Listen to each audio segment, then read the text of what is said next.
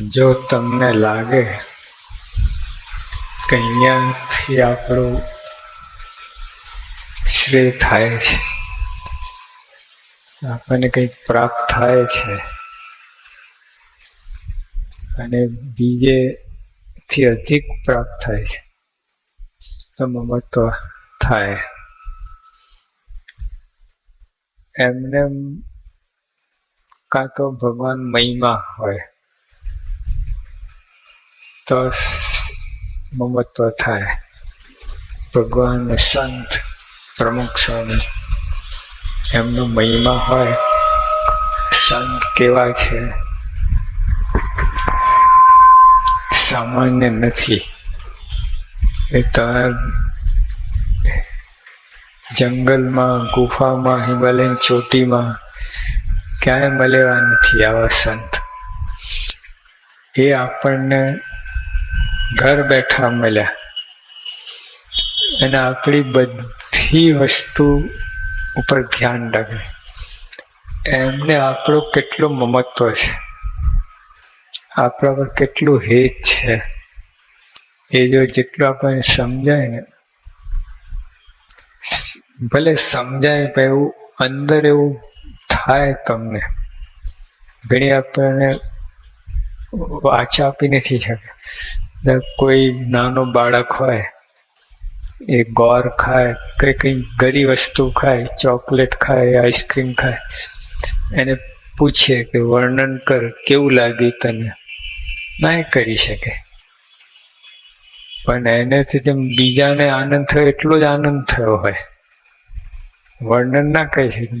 તમે મોટો માણસ 30 વર્ષનો એ ખાય આઈસ્ક્રીમ અને ઓલો 2 વર્ષનો એ ખાય, અનુભવ તો બેને સરખો જ થવાનો છે, પણ વર્ણન નહીં કરી શકે.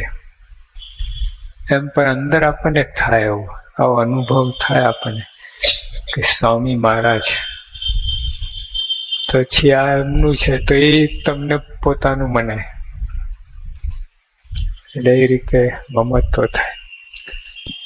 એમાં શરૂઆત વિશ્વાસથી કરવું પડે.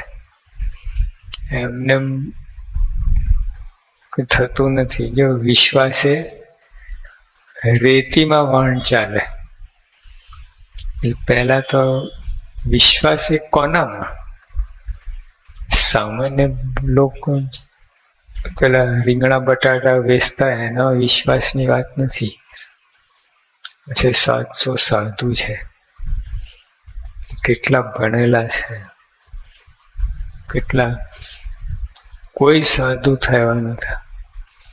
અમે ત્યાં મુંબઈ દાદર મંદિર છે ને, એની સામે ફૂટપાથ પર કેટલા ભિખારી સુઈ રહે. આપણે ખરી વખતે કહ્યું કે એટલે સાધુ થઈ જાવ ને, હું ભીખ માંગુ છું. એટલે સાધુ કોણ થાય?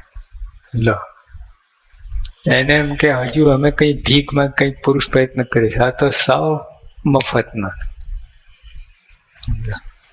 એક ભિખારી પણ સાધુ થવા ના માગે, પછી આ ભણેલા બધા સાધુ થાય તો શું હશે એવું પ્રમુખ સાઈમાં? આપી દીધું છે કઈ? એમના દરેકના મા બાપને સ્વામી લાખ 10 લાખ રૂપિયા આપ્યા છે, લીધા છે. દીકરો લીધો ને પૈસા લીધા છે તો આપે છે. કેટલા તો મા બાપના એકના એક 30 જેટલા છે, એકના એક. પરદેશના 80 સાધુ છે, 30 તો એકના એક છે મા બાપના.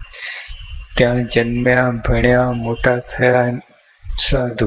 હજુ અહીંયા પોતાનું ગામ જોયું નથી, સાધુ થઈ ગયા. તો એમને થતું છે. હજુ કેટલાય સાધુ મળે છે કે સ્વયં અમારા એક ચેલા હૈ નહીં. ત્યાં હરિદ્વાર ગયા હતા તો કેટલાય સ્વામી બાપાના આશ્રમ આપવા તૈયાર છે. કેમ? પાછળ કોઈ છે જ નહીં ચલાવનાર આશ્રમ. લો, અને 700 સ્વામી કઈ કાનપટ્ટી પકડી નહીં બનાવે, સામેથી આવે છાતી કાઢીને, સાધુ બનાવો. હવે તો કસોટી થાય છે, એમને નથી બનાવતા. બરાબરના બધું તપાસણી થાય પછી સાધુ બનાવે. યોગી બાપાના શબ્દો છે. બાપા કે મોટા પ્રોફેસર આવશે સાધુ થવા, અમે ના પાડશું, નથી બનાવવા. એવું સમય તે વખતે અમે હસતા હતા. એક ગાંડો માણસ એ સાધુ થવા આવતો નથી, પ્રોફેસરને ના પાડવાના છે એવું મનમાં કહેતા. ભાઈ થાય છે, ખરેખર એવું થાય છે. કેટલાય ના પાડી છે. સારા સારા ભણેલા બધા ઘરે બેઠા ભજન કરો. તો એ સાધુ કઈ હશે ને, એમને કઈ થતું હોય છે.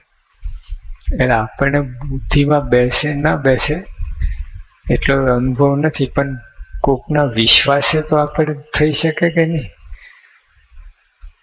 એટલે એ રીતે આદિવાસી હોય છે ને, એટલે કાગળ નોટ આપો તો 100 રૂપિયાની, જો એને સમજ પડે છે, એ પોતાને વાંચતા નથી આવડતું, પણ કોકના વિશ્વાસે બેસી ગયું કે 100ની નોટ કહેવાય.